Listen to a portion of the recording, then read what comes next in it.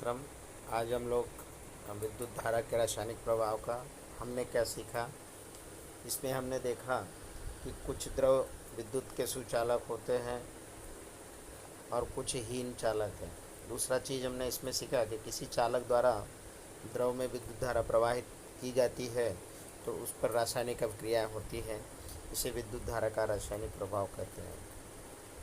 फिर विद्युत चालन करने वाले अधिकतर द्रव अम्ल और क्षारक तथा लवण के विलयन के बने होते हैं।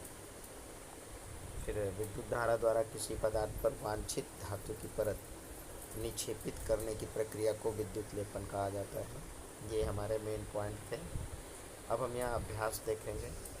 रिक्त स्थानों की पूर्ति करना है।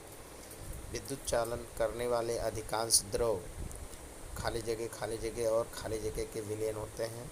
तो यहाँ पर हमारा उत्तर होगा अम्ल, क्षार और लवण। यहाँ पर हम भरेंगे अम्ल, क्षार और लवण। फिर दूसरा प्रश्न है कि किसी विलयन से विद्युत धारा प्रवाहित होने पर प्रभाव उत्पन्न होता है। तो यहाँ पर खाली जगह में आएगा चुंबकीय। फिर गा है कि यदि कॉपर सल्फेट विलयन को विद्युत धारा प्रवाहित की जाए तो कॉपर बैटरी के साथ निक्षेपित हो जाता है। तो यहाँ पर आएगा ऋण, यानी वो ऋण बैटरी के टर्मिनल की ओर चला जाता है। तो ऋण, ये आपका गा का उत्तर है।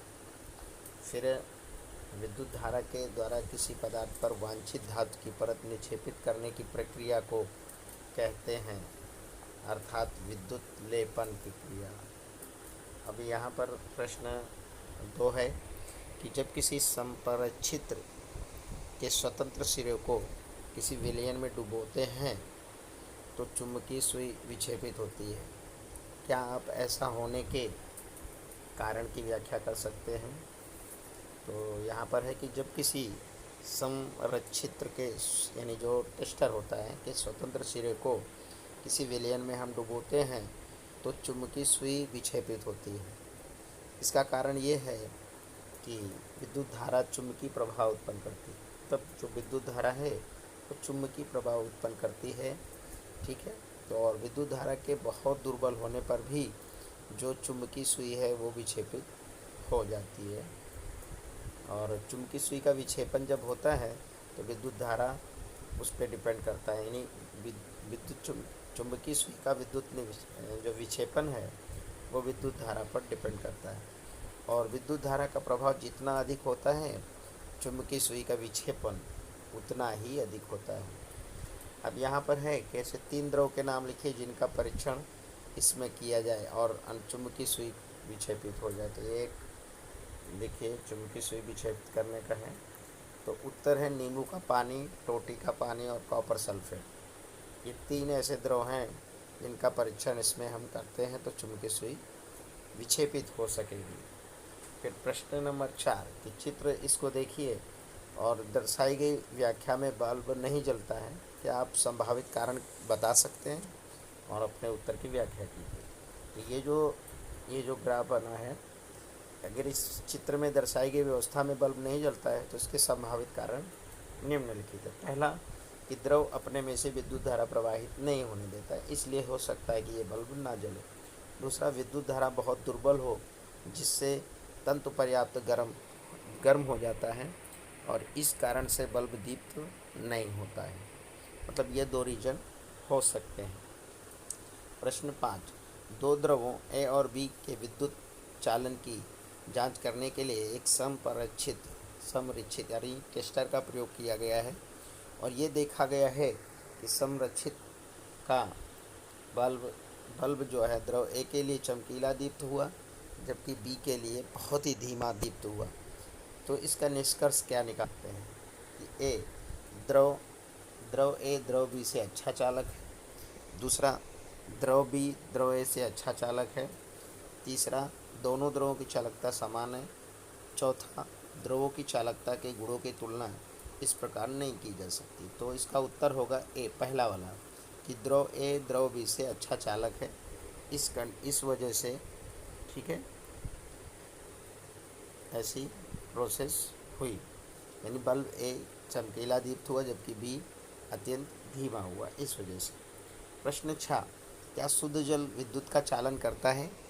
यदि नहीं तो इसे चालन बनाने के लिए हम क्या कर सकते हैं? तो उत्तर है नहीं, शुद्ध जल विद्युत का चालन नहीं करता है। इसे चालक बनाने के लिए हम इसमें नमक, चीनी जैसे साधारण लवण घोलकर इसे चालक बना सकते हैं। प्रश्न 7, आग लगने के समय फायरमैन पानी की हौज का उपयोग करने से पहले उस क्षेत्र की मुख्य विद्युत आपूर्ति को रोक देता है। कारण दीजिए कि वे ऐसा क्यों करते हैं। तो बच्चों, आग जब लगती है तो आग लगने के समय फायरमैन पानी के पाइपों का उपयोग करने से पहले उस जो एरिया है, क्षेत्र है, मुख्य विद्युत आपूर्ति इसलिए रोक देता है क्योंकि साधारण पानी विद्युत का सुचालक होता है और अगर पानी का छिड़काव करते समय कुछ पानी विद्युत बोर्ड में चला जाएगा तो सारे क्षेत्र में विद्युत धारा फैलने का खतरा बना रहेगा। इसी वजह से जान मान का हानि भी हो सकता है। इसलिए जो फायरमैन है, आग लगने के समय फायरमैन पानी के हौज पाइप का उपयोग करने से पहले क्षेत्र की मुख्य विद्युत आपूर्ति को सूचित कर देता है। प्रश्न 8, सब तटीय क्षेत्र में रहने वाला एक बालक अपने संरक्षित से पीने के पानी और समुद्र के पानी का परीक्षण करता है और वो ये देखता है कि समुद्र के पानी के लिए चुंबकीय सुई अधिक विक्षेपित होती है। और क्या आप इसके कारण की व्याख्या बता सकते हैं? तो समुद्र के पानी के लिए चुंबकीय सुई अधिक विक्षेपित इसलिए दिखती है क्योंकि समुद्र का पानी संपरीक्षित यानी टेस्टर के पानी से अधिक अच्छा विद्युत का चालक होता है क्योंकि वो दूसरे पानी की अपेक्षा अधिक खनिज लवण वाला होता है, इसलिए। प्रश्न 9, क्या तेज वर्षा के समय किसी लाइनमैन के लिए बाहरी मुख्य लाइन के विद्युत तारों की मरम्मत करना सुरक्षित है? और व्याख्या कीजिए। नहीं, तेज वर्षा के समय किसी लाइनमैन को बाहरी मुख्य लाइन के विद्युत तारों की मरम्मत करना सुरक्षित नहीं है। तेज वर्षा के समय किसी लाइनमैन का जो है क्यों नहीं है? क्योंकि पानी विद्युत का सुचालक है और तेज वर्षा के समय जरा भी विद्युत रिसाव की दशा हुई तो उसमें लाइनमैन को करंट लग सकती है और उसकी जान को खतरा पहुंच सकता है। इस वजह से तेज वर्षा के समय किसी भी लाइनमैन के लिए बाहरी मुख्य लाइन के विद्युत तारों की मरम्मत करना सुरक्षित नहीं। प्रश्न 10, पहेली ने सुना था कि वर्षा का जल उतना ही शुद्ध है जितना कि अशुद्ध जल, इसलिए उसने एक स्वच्छ कांच के बर्तन में कुछ वर्षा का जल एकत्रित करके उसको टेस्टर से उसका परीक्षण किया। उसे ये देखकर आश्चर्य हुआ कि चुंबकीय सुई विक्षेपित दर्शाती है।